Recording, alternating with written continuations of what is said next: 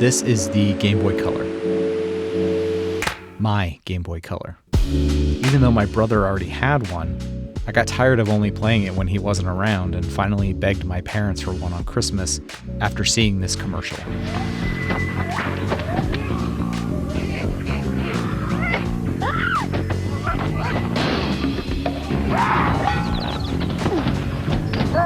I was obsessed with anything Donkey Kong in the 90s, with Donkey Kong Country being the first game that was ever mine and not the family's. I may have even rented that fever dream of a Donkey Kong movie from Blockbuster more than once. And yes, I know that the Game Boy Color version of DKC is technically the worst version of it out there, going from groundbreaking 3D models crammed onto a Super Nintendo cart to essentially an 8-bit demake. But I didn't care when I was a kid. Back then, I could take my favorite game with me wherever I went, and that's what was so special about the Game Boy. I love tinkering with old consoles. For me, it's less about modernizing something old, but more about keeping original hardware around and functional for as long as possible. Old tech degrades and can just stop working, or at best, not work like it used to. The Game Boy Color is something that went with me in car rides, on the school bus, over to my friends' houses. Keeping that from rotting away and giving it new life is something that's become more and more important to me. I've been aware of the Game Boy modding scene for a number of years, but have only recently been taking the steps to ensure that my collection is around and working, because it does hold those special memories for me, and I want to make sure that I can pass them along to my kids someday. The one obvious flaw with the Game Boy Color is that it's not backlit. Lit screen technology definitely existed at the time, with Sega's Game Gear having one all the way back in 1991, and Nintendo releasing a Japan-exclusive lit screen original Game Boy that used an electroluminescent backlit screen. Not including one in the Game Boy Color was a risk by Nintendo, but I think it paid off with keeping the price down at only $79.99, making it more accessible to more families.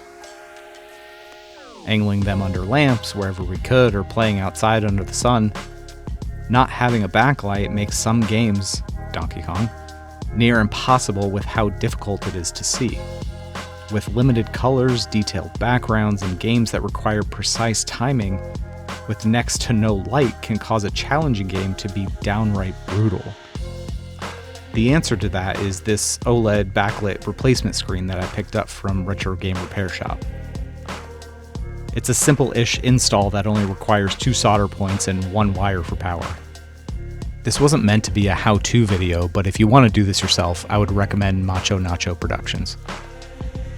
He has an infectious passion for keeping old tech like this alive. I went with the new case as well, since to make the new screen fit, I would have to cut away at the old shell, and I just didn't feel like destroying my original yellow one, just in case I wanted to use it again in the future. I wanted to keep with the DK aesthetic, so I went with this translucent green that was never officially released, but it looks and feels like an official shell and is really reminiscent of that jungle green N64 that was released around the same time as the Game Boy Color. I also opted to change the speaker out to a new one since I probably spilled Mountain Dew in this one too many times. I did buy new buttons, but in the moment I decided to clean up and keep the ones from my childhood since there was nothing wrong with them. I'm clearly a very sentimental person, and this just made the build feel a little bit more personal. The thing that I hear all the time is just emulate it. Don't get me wrong, I think emulation definitely has a time and a place, but the tactile experience of video games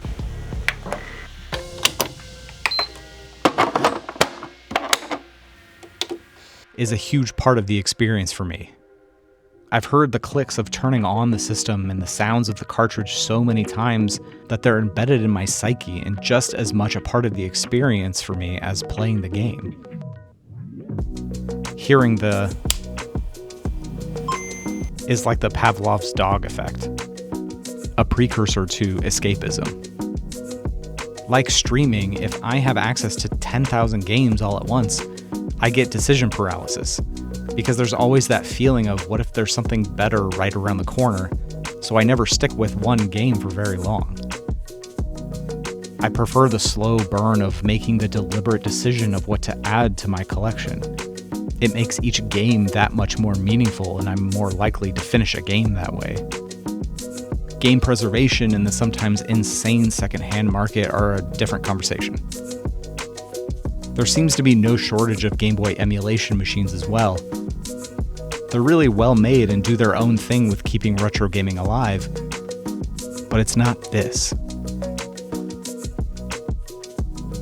To me, the Game Boy Color was a special time in my childhood, and because it was mobile, it was social. Most of my friends had one, and for a brief period in time, everyone was excited about the same thing. With the 30th anniversary coming up and me making a video about the Game Boy Color, it was only a matter of time before I brought up Pokémon. Trading Pokémon on the bus with kids that had the opposite version, hearing those playground rumors about Missing No, and that you can catch Mew next to this truck. I swear I even believe that rapidly pressing B as you were trying to catch Pokémon helped probably well into my teens. It's really amazing how fast kids spread these rumors around without social media.